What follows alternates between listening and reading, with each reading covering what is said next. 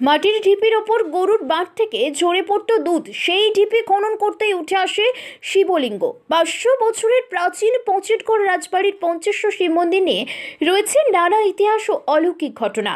পূর্ব মেদিনীপুর জেলার পটাশপুর 2 নম্বর ব্লকের পঁচিটগড় রাজবাড়ির প্রতিষ্ঠাতা ছিলেন ওড়িশার আটঘর এলাকার বাসিন্দা আদিপুরুষ কালু মুরারি দাস মহাপাত্র। তিনি উড়িষ্যার জগন্নাথ দেবের সামনে নিত্যদিন সঙ্গীত পরিবেশন করতেন। সেই সঙ্গীতেই মুগ্ধ হয়ে রাজা তাকে মন্দির পরিচালনার দায়িত্ব দিয়েছিলেন। মন্দিরের পাশে পেয়েছিলেন জমি। সেই জমিতে জগন্নাথ দেবের নিত্য সেবার জন্য তুলসী চাষ করতেন। পরবর্তী সময় জাহাঙ্গীরের নজরে পড়ে যান। তাকে বাংলা, বিহার ও তাম্রলিপ্ত বন্দর পরিচালনার দায়িত্ব দেন মুঘল সম্রাট। কাজটি তিনি সুচারুভাবে করতে প্রথমে পটাশপুর এলাকার খাড় কল্যাণপুরে বসবাস করতেন। সেই সময় রাজা কালু মুরারি মোহন তার রাজকর্মচারীদের থেকে জানতে পারেন ওই এলাকার কোনো এক গভীর জঙ্গলে নির্জন এক জায়গায় উঁচু এক ঢিপি মাটি ওপর প্রতিদিন কিছু গরু গিয়ে দাঁড়ায়। তারপর গরুগুলির বাট থেকে দুধ ঝরে পড়ে মাটির ঢিপির ওপর। অলৌকিক এই ঘটনা শুনে রাজা কালু মুরারির নির্দেশ দেন ওই জঙ্গল কেটে পরিষ্কার করতে। তারপর রাজা নিজে দাঁড়িয়ে থেকে ওই মাটির ঢিপি খনন করেন। খনন করার সময় মাটির নিচে পরবর্তী সময় উদ্ধার হয় শিবলিঙ্গ। খনন কার্যের সময় আঘাত লেগে ক্ষতিগ্রস্ত হয় শিবলিঙ্গটি। আঘাত লেগে ভেঙে যায়। এই ঘটনায় চিন্তায় পড়েন রাজা মহাশয়।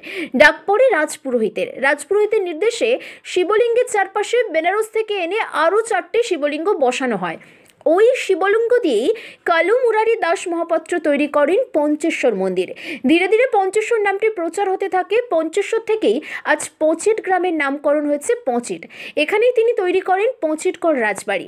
রাজবাড়ির রাজারা শৈবে পরিণত হন, শক্তি আরাধনায় শিবের পুজো করতেন। পরবর্তীকালে শ্রী চৈতন্যদেব যখন পটাশপুর হয়ে পুরী গিয়েছিলেন, তখন জমিদার বাড়ির সদস্যরা শৈব থেকে বৈষ্ণব ধর্মে দীক্ষা নেন। পরে জমিদার বাড়ির কুলদেবতা হিসেবে প্রতিষ্ঠিত হন কিশোর রায় জিউ, যাকে কেন্দ্র করে প্রতি বছর কার্তিক পূর্ণিমা থেকে শুরু হয় রাস উৎসব। এছাড়াও রাজবাড়িতে রয়েছে নারায়ণ জিউর মন্দির, শীতলা মন্দির। পঁচিটগড় রাজবাড়ির এই শিব মন্দিরে শিব চতুর্দশীতে জল ঢালতে আসে এলাকার অসংখ্য মানুষ। কথিত আছে এই এলাকায় অনাবৃষ্টি দেখা দিলে, বৃষ্টি না হলে এই শিব মন্দিরে 108টি বেলপাতা সহকারে পুজো দিয়ে 108টি কলসি জল ঢালা হয়, যার ফলে নাকি তৎকালীন বৃষ্টি নেমে আসে। এই মন্দির ঘিরে বসেছে এবছর 10 দিনের মেলা। মেলা দেখতে ভিড় জমাবেন এলাকার মানুষজন। প্রায় 550 বছর এর ইতিহাস অনেক বিরাট। এই পঁচিটগড় যখন সৃষ্টি হয়, ওনারা এই রাজারা ছিলেন উড়িষ্যা থেকে ওনারা এসছিলেন এখানটায়। এদিকটা ওনারা ট্যাক্স আদায় করতেন। এবারে যখন রাজারা এখানে এলেন, এসে এখানটায় যখন দেখে জঙ্গল, পুরো জঙ্গলে ভর্তি এই জায়গাটার, যেখানে মহাদেব মন্দির আছেন, মানে ওইখানে কি করতেন, ওই জঙ্গলে গাভী এসে নিজ অবস্থায় বাঁট থেকে দুধ ঝরে পড়ে যাচ্ছে। তখন ওনারা দেখলেন ব্যাপারটা কি, যে গাভীর দুধ আপসেই নিজে ঝরে পড়ে যাচ্ছে। তখন ওনারা সেখানটায় মানে পরিষ্কার পরিচ্ছন্ন করে গাছগাছড়ি যা ছিল সে কেটে পরিষ্কার করে যখন দেখে উইয়ের ঢিপি প্রথমে পাওয়া যায়। উইয়ের ঢিপি পরিষ্কার করে যখন দেখা যায় স্বয়ংভুজ, এই খুঁড়তে খুঁড়তে স্বয়ংভুজের উপরে একটা কোদালের দাগ পড়ে যায়। তখন ওনারা, যেহেতু উড়িষ্যা থেকে এসছেন রাজারা, যে স্বয়ংভুজের উপরে যখন কোদালের দাগ লেগে যায়, সেই কোদালের দাগ যে পড়ে গেল, কি পরিস্থিতি হবে, কি হবে না হবে, তখন ওনাদের তখনকার যে ভট্টাচার্যরা ছিলেন তাদের কাছে বুঝাবুঝি করে তখন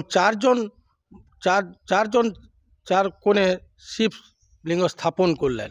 4 জনের নামও আছেন এবং উনি একজন। এই নিয়ে এই মন্দিরের নাম হলো পঞ্চেশ্বর জিউ। এই পঞ্চেশ্বর জিউ থেকে আমাদের গ্রাম এই পঁচিটগড় নাম স্থাপন হলো। সেই থেকে চলছে আমাদের পুজো পদ্ধতি, অর্চনা সবই চলছে। আর এই চতুর্দশী, এই শিবরাত্রি প্রায় 550 বছর ধরে চলছে। তবে একদিন হতো, এটা এবছর প্রথমে এটা 10 দিন ধরে করা হচ্ছে এবং সঙ্গে মেলাও করা হচ্ছে। আমার নাম কিশোর কুমার দাস, আমি এই স্টেটের ম্যানেজার। আমার নাম পূর্ণেন্দু শেখর পণ্ডা। এই মন্দিরে কতদিন ধরে আপনি পুজো করে আসছেন? প্রায় 100 বছর ধরে পুজো হচ্ছে। এই মন্দিরের সম্বন্ধে আপনি মন্দিরে এই তো মহাদেব, আমাদের এখানে তো উঠা মহাদেব, আর এখানে তো জঙ্গল ছিল, আর সেখানে গাই দুধ দিত। আর সেখানে ভাবলো যে এখানে কি আছে না আছে এরকম দেখার জন্য সেই মুসলমানরা এখানে যখন খুলে দেখে যে এখানে একজন ঠাকুর আছে, এই জন্য ভাবছে যে এখানে তাহলে এ তো হিন্দুকা ঠাকুরই, এখানে থাকা হবে না। তারা এখন খাড়েতে আছে। আর আমরা এখানে বন জঙ্গল কেটে, আর পূর্বের যে মনে করো উড়িষ্যা থেকে লোক এসে এখানে দেখাদেখি করে এখানে বড় পাকা বাড়ি তৈরি করে। আর সেই পাকা বাড়িতে আমরা পূজা পদ্ধতি করি। খুব ভালোভাবে পূজা পদ্ধতি হয়, প্রত্যেক দিনের দিন পুজো হয় সকাল সন্ধ্যা। আর অনেক ভক্তও এখানে আসে। এখানে স্বস্থান টোস্থান হয়, বা 108 বেলপাতাও দেওয়া হয়।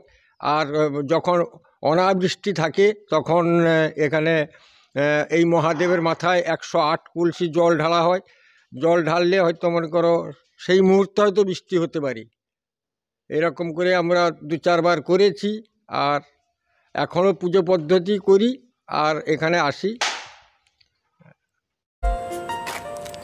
আপনার বাড়ি কিংবা অফিস সাজিয়ে তুলুন সাউথ এশিয়ার সব থেকে বড় ফার্নিচার প্রস্তুতকারক দামরো অ্যান্ড পিয়েস্ট্রা ফার্নিচার এখন নিমতৌড়িতে।